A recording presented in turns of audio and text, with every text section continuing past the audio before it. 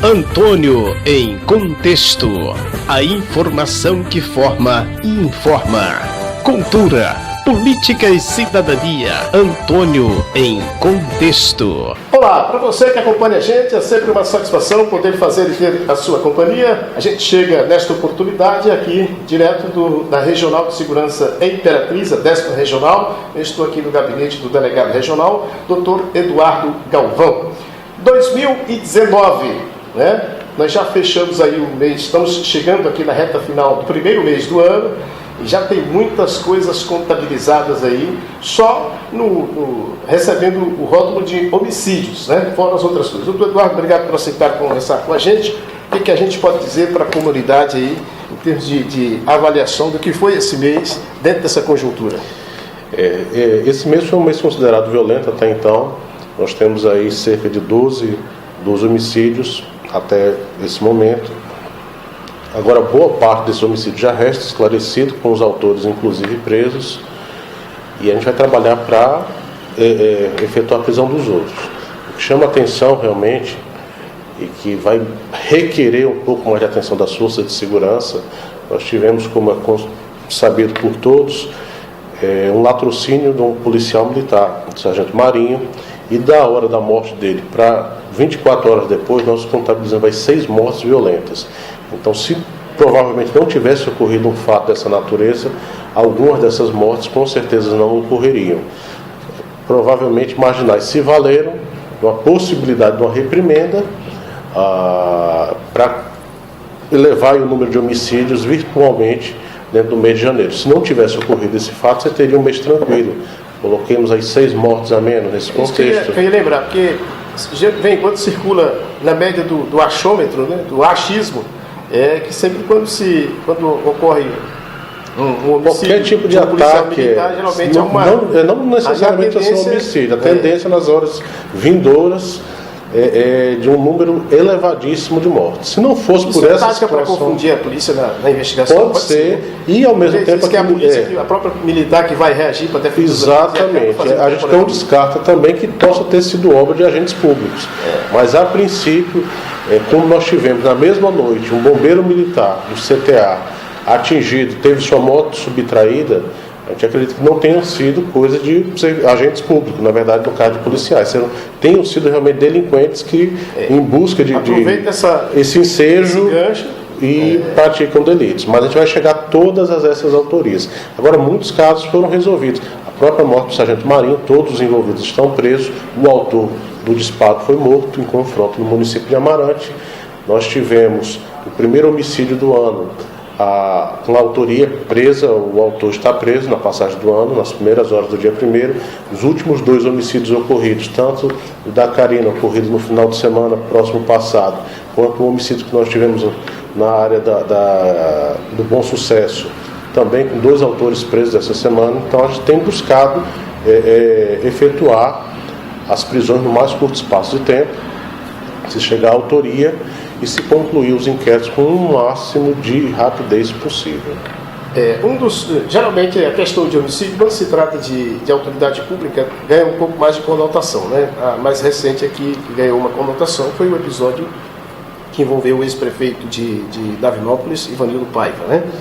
E a resposta também foi considerada rápida dentro do tempo do acontecido para o tempo que nós estamos agora. Isso, com 30 dias seria um prazo de prorrogação, é o que a lei nos permite. Todos os executores intermediários estavam presos. Menos de 20 dias depois, os mandantes também estavam presos. Então, assim, foi um trabalho rápido, um trabalho que a gente buscou o máximo de empenho. Quando eu digo nós, a Polícia Civil buscou o máximo de rapidez em elucidar, em trazer a resposta. Sempre, como você bem observa, qualquer que seja o agente público, a gente tem que trazer o máximo de empenho, o máximo de dedicação para se obter, mas é um caso que resta completamente elucidado. Não há dúvidas de que a autoria intelectual, a logística do crime pertence ao prefeito Rubem Firmo e ao Messias da Pneu Zero, que já vinham buscando há algum tempo aí várias pessoas que tivessem coragem de praticar um ato tão bárbaro. Quem aceitou acabou praticando o delito, foi preso dentro desses 30 dias. Se chegou à autoria, o inquérito está muito amarrado. Eu acredito que ele não obtenha liberdade antes de passar necessariamente pelo júri popular. Tá certo. Doutor, agora nós vamos migrar aqui, né, dessas questões de homicídio. Todas as pastas da segurança pública das delegacias passam aqui pela sua mão. Vamos dar uma olhada aí para a questão da violência contra a mulher. É uma coisa que a gente tem percebido, em nível nacional tem se massificado muito essa discussão. Parece que quanto mais se fala, não sei se acho que as mulheres passaram a ter mais coragem para denunciar depois do... Qual é a leitura que a gente faz disso aí? Com toda certeza. Agora ainda falta muito. Nacionalmente hoje o tema do momento é a questão da violência contra a mulher. É de uma covardia extrema, o que muitas mulheres acabam passando. O sistema tem buscado criar mecanismos para que essas mulheres sejam realmente, não fiquem no campo apenas de medidas protetivas, que essas medidas protetivas sejam efetivas. Muito ainda tem que ser feito em relação a isso. Espero que essa nova legislatura, novos deputados, novos senadores entendam as vozes que vêm das ruas. A gente precisa tratar esse caso. Isso quer dizer, porque tem assim, os motivos são cada vez mais fúteis, né? São mais fúteis. Existe essa lógica de, por o fato da mulher não querer mais o cara, e ser razão. E é uma questão de direitos humanos. Na realidade, muita mulher ainda está sendo agredida, nesse momento no Brasil todo, por um prato de comida, por um teto. Nós temos que criar mecanismos efetivos da mulher se afastar do agressor e de se manter, seja através de qualquer tipo de profissionalismo, de escola, de casas de passagem, mas nós temos que tirar essas mulheres desse tipo de envolvimento. Na realidade é triste recorrer e dizer isso, mas muitas mulheres acabam sendo mortas no Brasil ainda por um prato de comida, por um traje, por um teto. Aceitam passar por todo tipo de violência psicológica, sexual, física, apenas para a própria manutenção, mas não que elas queiram isso. Muitas não têm famílias, muitas não têm para onde ir, e isso é uma questão realmente, eu acho que é a questão de ordem no momento. É o principal tema de direitos humanos no país a ser tratado, é a violência, a misoginia, a violência contra a mulher. É uma situação delicada. As pessoas falam muito na questão da impunidade. Você falou aí que a nova legislatura precisa pensar melhor essa lei. Seria também nesse aspecto? Nesse aspecto. Na verdade, para quem não tem conhecimento, a Lei Maria da Penha, ela leva o nome de uma farmacêutica que era agredida constantemente pelo marido internacional, e ela só existiu como uma forma de punição do Estado brasileiro.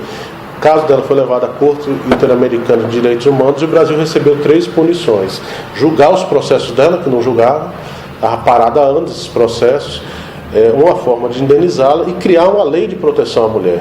É aí que nasce a lei, por isso que leva o nome da farmacêutica Maria da Penha. Mas muito pouco desde então, essa lei de 2006. Nós estamos em 2019, 13 anos dessa lei, e continua a mesma cultura do macho alfa, do marido agressor, da ausência de limites. Em qualquer classe social, em qualquer meio social, a gente vê ainda a mulher sendo massacrada. O problema da violência doméstica está aquele estilo é como a droga, não escolhe sexo, cor, raça, nem tão pouco status social. Exatamente. Então é uma situação que eu penso que, sobretudo no parlamento, as mulheres têm que ser voz ativa e pedir, exigir, modificar essa lei para melhor naquilo que for possível, porque, insisto, misoginia, ou seja, violência contra a mulher, é matéria de direitos humanos, e é a parte dos direitos humanos, vamos dizer assim, que todo mundo reconhece, que todo mundo é uníssono em apontar como sendo um direito humano necessário, um direito humano que você tem que ter um olhar diferenciado. A violência contra a mulher tem que ser combatida diuturnamente. Hoje, por exemplo, São Paulo está enfrentando um problema seríssimo, no qual o governador não aceita plantões das delegacias da mulher, porque diz que não tem efetivo, realoca. Isso é coisa fácil, é problema administrativo. Você tem como dar esse tratamento. Agora, o correto é que cada estado, cada município com mais de 200 mil habitantes devia ter a Casa da Mulher Brasileira, um local de abrigo, um local que a mulher vítima de violência com seus filhos pudesse passar por um período abrigada. Nós deveríamos ter cursos profissionalizantes, nós deveríamos ter incentivos fiscais para aquele empregador que recebe uma mulher vítima de violência doméstica, coloca essa mulher no mercado. tudo isso pode ser criado, basta ter boa vontade. Agora, esses programas não podem funcionar, porque às vezes a gente cria uns programas bons, mas a maneira que operacionaliza ele acaba tendo um efeito contrário, que a gente não pode funcionar como um incentivo à prática, porque eu acho que a questão aí, você falou dos pontos de atendimento, né? Você citou São Paulo, mas tem muitas outras cidades que têm outra realidade. As delegacias especializadas é um outro ponto que precisa ser trabalhado, né? No Maranhão, por exemplo, nós temos quantas delegacias da mulher? Olha, nós temos um em cada regional e temos a da capital, cerca de 19 delegacias pelo menos. São 18 regionais. Deve se estender, deve aumentar, que vai haver um número aí, vamos chegar a 23 ou 24 regionais agora, por uma modificação legislativa, e toda regional tem sua delegacia da mulher. Mas nem todas elas têm titular. Porque ainda existe um preconceito muito grande de que um homem não deve ser delegado da mulher, onde houver delegacia da mulher. Mas nós não temos também um número de delegadas suficientes para cobrir o quadro. Então, muitas vezes acontece, você é delegado de uma cidade pequena, vamos dizer, de Davinópolis, você é o delegado da mulher, mas se você vier para a Imperatriz, você não deve ficar à frente. Então, é uma questão, inclusive, que eu sempre bati muito nisso, discriminatória. Às vezes um delegado... a lógica da discriminação aí, né? Exatamente, ele pode atender muito bem uma mulher. Eu lembro que a gente, quando eu comecei a cobrir as informações policiais aqui, quando não tinha delegacia da mulher, que foi aquele auê todo para poder instalar aqui em Imperatriz, ficava o delegado realmente. Mas tinha geralmente umas queixas que o fato do delegado ser homem dificulta mais a mulher ser transparente na descrição do que ocorreu com ela, né? E pelo que eu acompanhei nos depoimentos também, a justificativa é que não é tudo, porque isso aí você tem que... Eu sempre digo que cada um é cada um. Então cada um responde pelo que faz, embora tenha um responsável pelo todo. Mas às vezes as informações que a gente colheu foi que tinha procedimentos, segundo o depoimento da mulher, que o delegado fazia uma certa vista grossa, né? Então são situações atípicas, que cada caso é cada caso. Mas o fato é que precisa se encontrar uma saída, né? Precisa se encontrar uma saída. Agora eu volto a dizer, tem delegados que têm um perfil mais humanista, ou seja, não só a mulher, o idoso é uma matéria a ser enfrentada, a criança e adolescente vítima, a DPCA é uma matéria a ser enfrentada, as minorias como um todo é uma questão que tem que ser enfrentada. Então, assim, eu acho que às vezes você ter apenas a delegacia da mulher, você pode ter uma delegacia de combate à violência ou violações aos direitos humanos, e nela você tem uma delegacia da mulher, abrigar toda essa situação e criar um plantão dentro dessa própria delegacia. Cidades, como eu insisto, mais de 200 mil habitantes, comportariam tranquilamente um plantão dessa natureza, a mulher se sentiria melhor, e é muito mais fácil você colocar a mulher para conversar com uma escrivã, com uma investigadora, com uma administrativa mulher, do que você ter mulheres para cobrir determinados assuntos. Aqui em Imperatriz, para você ter ideia, nós temos apenas 2 delegadas, a titular, que é a doutora Silviane, e a doutora Virgínia. Ou seja, se nós não teríamos, se você quisesse colocar 3 mulheres, você não colocaria. Não temos efetivo para isso, do sexo feminino, mas temos delegados. Inclusive, hoje, o adjunto da DEM é o delegado Jackson, que vem exercendo um excelente trabalho, tem um profícuo conhecimento jurídico, e atende muito bem a matéria em si, o tema de violência à mulher. Tá certo, então já que estamos falando aí para a gente fechar nossa conversa em turnos e turnos, hoje a Delegacia da Mulher ela atende os 2 turnos, não? Atende, segunda a sexta, a titular não tira plantão, para trabalhar durante toda a semana. A mulher vítima de violência, período noturno, finais de semana e feriados, pode procurar o plantão. Nós fazemos as medidas protetivas em plantão, encaminhamos. Se houver descumprimento das medidas, ligamos o plantão judicial. O plantão nos informa se houve descumprimento e autuamos em flagrante. Inclusive, nesse caso especificamente de descumprimento, sequer cabe fiança. Então, assim, aumentou muito o número de procedimentos, mas ela é um caso, é uma exceção. Ela sequer tira plantão para que ela possa estar de segunda a sexta à disposição das vítimas de violência na delegacia.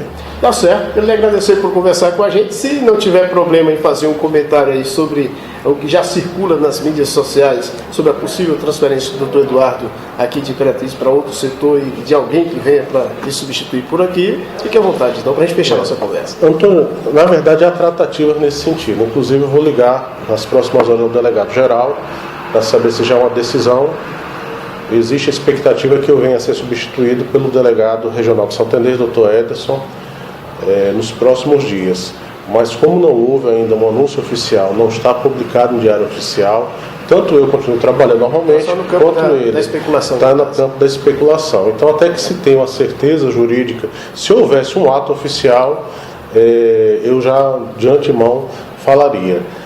Mas não tenho ainda essa informação, essa certeza jurídica de que o fato irá ocorrer.